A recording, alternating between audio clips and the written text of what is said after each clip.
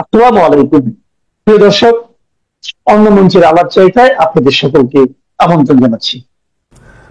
Army অফিসারদের বিচার করতে গিয়ে কি ইউনূস বিদায় হতে যাচ্ছে? এই প্রসঙ্গটি নিয়ে আপনাদের সামনে এই মুহূর্তে কথা বলবো। বিষয়টি অত্যন্ত স্পর্শকাতর, যার দরুন আমি এই বিষয়টি নিয়ে আলাপ করতে চাইনি, কিন্তু যা দেখছি, পরিস্থিতি যা বলছে, তাতে মনে হচ্ছে যে সামরিক কর্মকর্তাদের বেসামরিক আদালতে বিচার করতে যাওয়ায় ইউনূসের কাল হচ্ছে। আপনারা জানেন, গতকাল আন্তর্জাতিক অপরাধ ট্রাইব্যুনাল আইসিটি সামরিক বাহিনীর 23 জন কর্মকর্তা, যেখানে লেফটেন্যান্ট জেনারেল পদমর্যাদা থেকে শুরু করে 3 স্টার জেনারেল থেকে শুরু করে লেফটেন্যান্ট কর্নেল পর্যন্ত এমন পদমর্যাদার 23 জন কর্মকর্তার বিচার চার্জ গঠন করা হয়েছে আন্তর্জাতিক অপরাধ ট্রাইব্যুনালে, এবং গ্রেপ্তারি পরোয়ানা জারির আবেদন করা হয়েছে বা গ্রেপ্তারি পরোয়ানা জারি করা হয়েছে। এমত অবস্থায় সেনাবাহিনী কি এটি চেয়ে চেয়ে দেখবে, চেয়ে থাকবে? শুরু থেকে একটি বেসামরিক আদালতে সেনা কর্মকর্তাদের বিচারে সেনাবাহিনীর নোট অফ ডিসেন্ট বা প্রতিবাদ, আপত্তি ছিল, কিন্তু এই আপত্তিটা দিনকে দিন আরো বাড়ছে।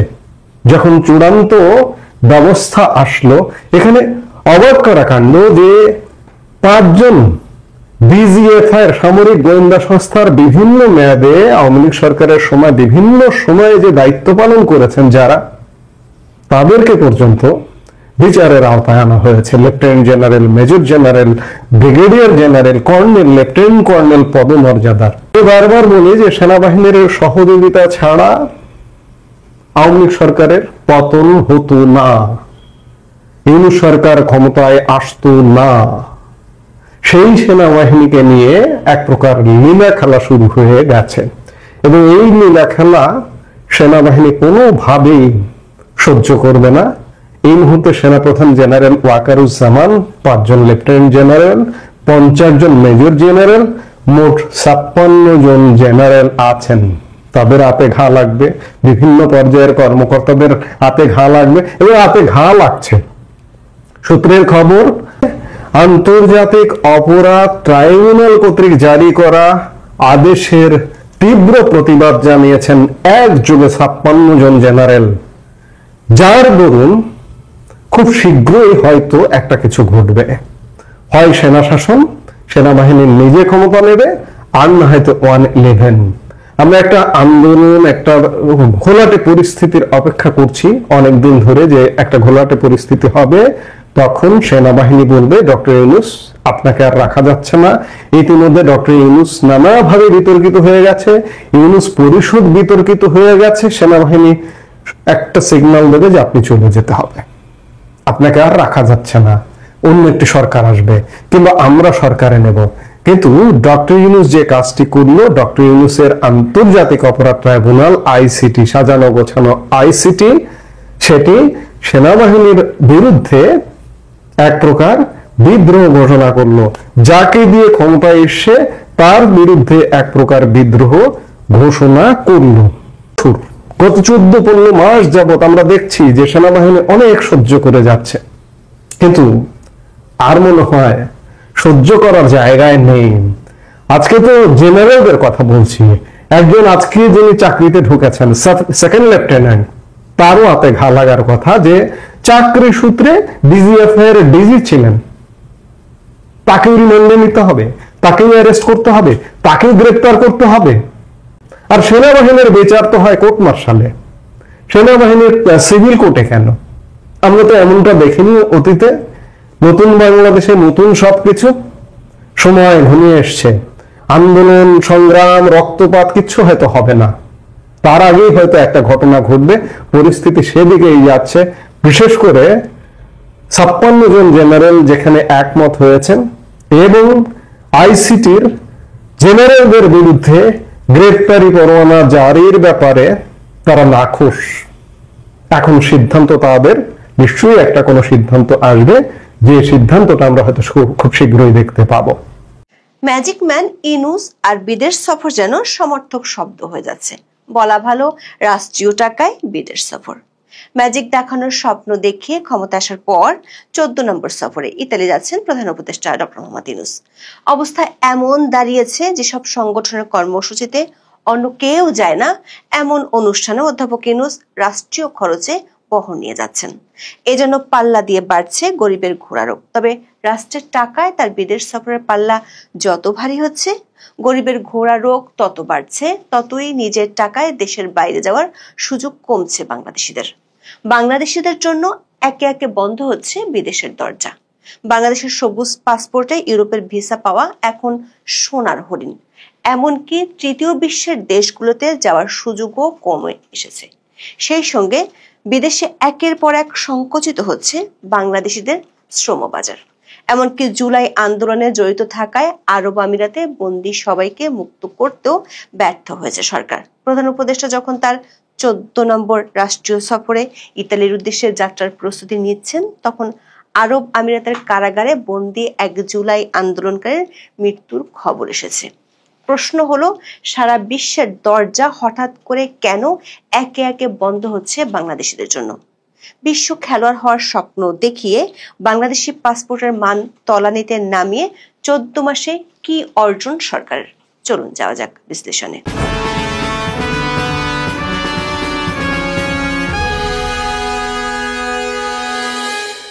রেকর্ড বলছে গড়ে প্রতি মাসে অধ্যাপক ইউনূস একবার করে দেশের বাইরে যাচ্ছেন। সে হিসেবে 14 মাস পূরণ হয়ে গেলেও সফর হয়েছিল 13টি। তবে 14 নম্বর সফরটি ঠিক করতে সময় নিয়েছেন মাত্র একদিন। ক্ষমতায় আসার ঠিক 14 মাস পূর্তির 3 দিন পরেই নিজের 14 নম্বর রাষ্ট্রীয় সফরে ইতালি যাচ্ছেন মোহাম্মদ ইউনূস।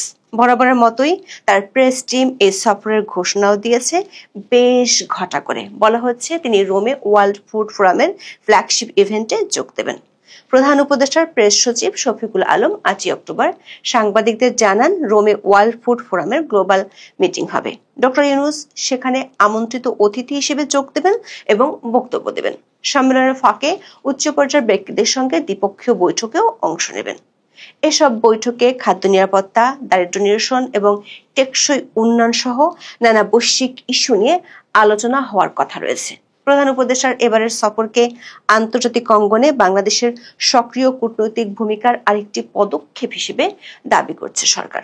দর্শক, অন্তর্বর্তী সরকার প্রেস টিম ওয়ার্ল্ড ফুড ফোরামের ফ্ল্যাগশিপ ইভেন্টকে বিশাল এক আয়োজন হিসেবে দাবি করেছে, কিন্তু আমাদের অনুসন্ধানে আমরা এই দাবির পক্ষে সত্যতা খুঁজে পাইনি। জাতিসংঘের খাদ্য কৃষি সংস্থার উদ্যোগে 2021 সাল থেকে অনেকটা ঘরোয়া পরিসরে প্রতি বছর আয়োজনটি করা হচ্ছে।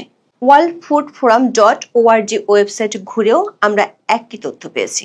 এতে বলা হয়েছে, ওয়ার্ল্ড ফুড ফোরামের ফ্ল্যাগশিপ ইভেন্ট একটি বৈশ্বিক প্ল্যাটফর্ম। এটি যুবশক্তি, বিজ্ঞান ও উদ্ভাবন এবং বিনিয়োগের মাধ্যমে কৃষিখাদ্য ব্যবস্থাকে রূপান্তরিত করার জন্য পদক্ষেপ গ্রহণ করে।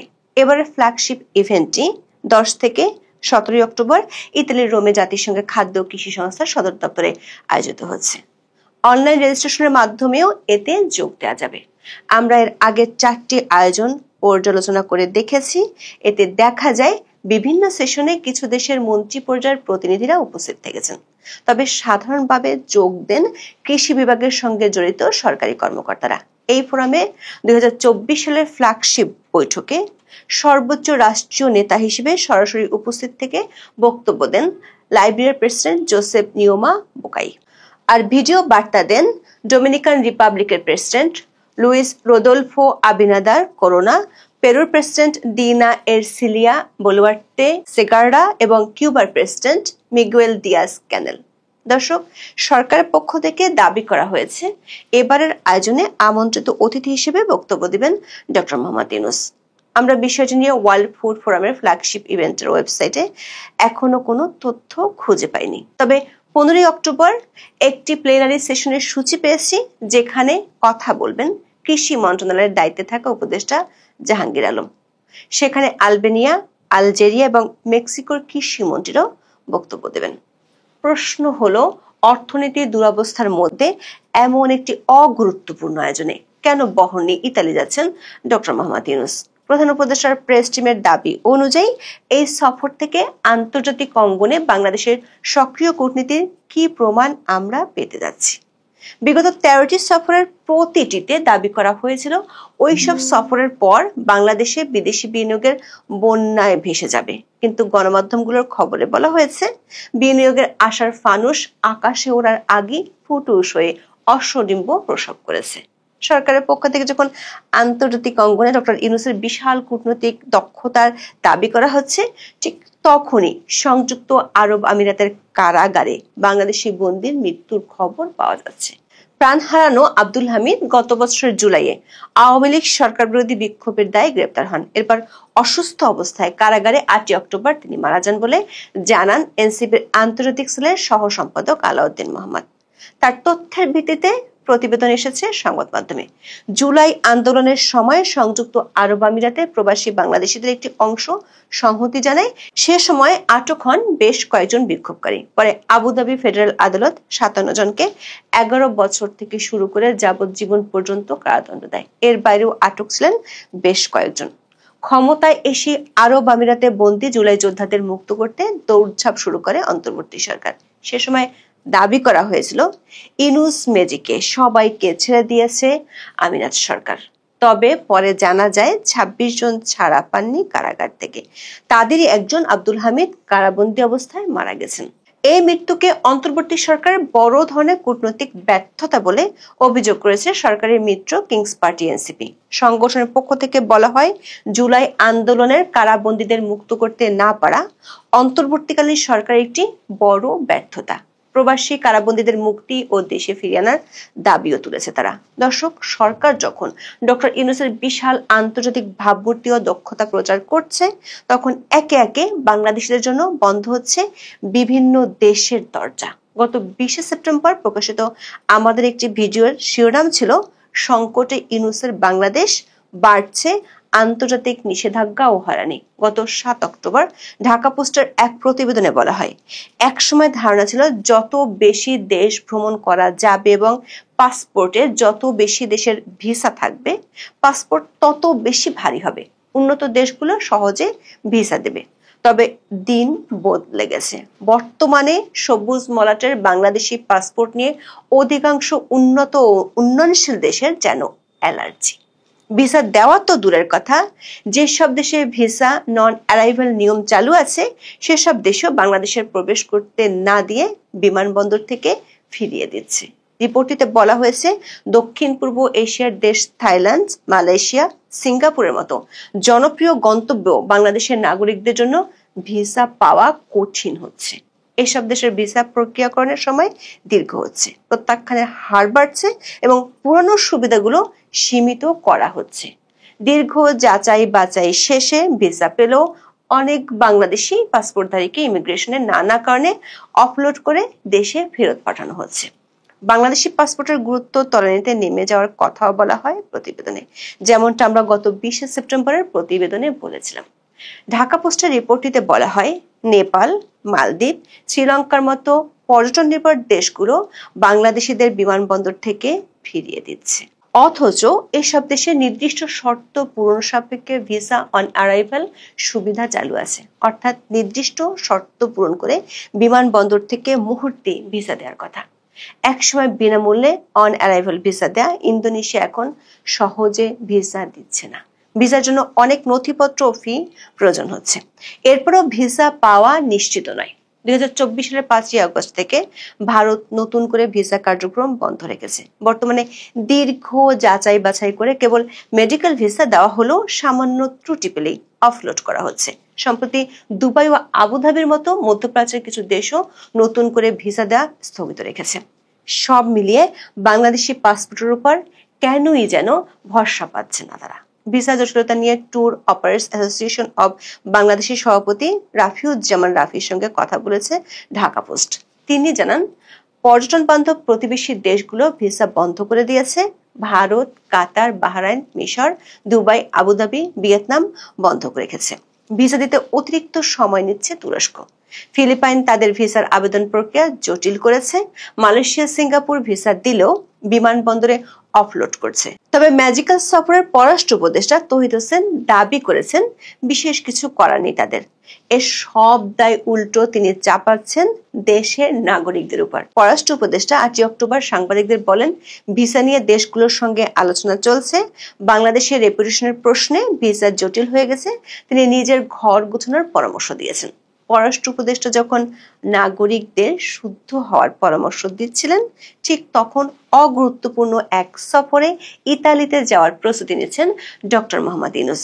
যে দেশটিতে তিনি রাষ্ট্রীয় সফরের নামে যাচ্ছেন, সেখানকার প্রধানমন্ত্রী জর্জিয়া মেলোনির ঢাকা আসার কথা ছিল গত আগস্টে।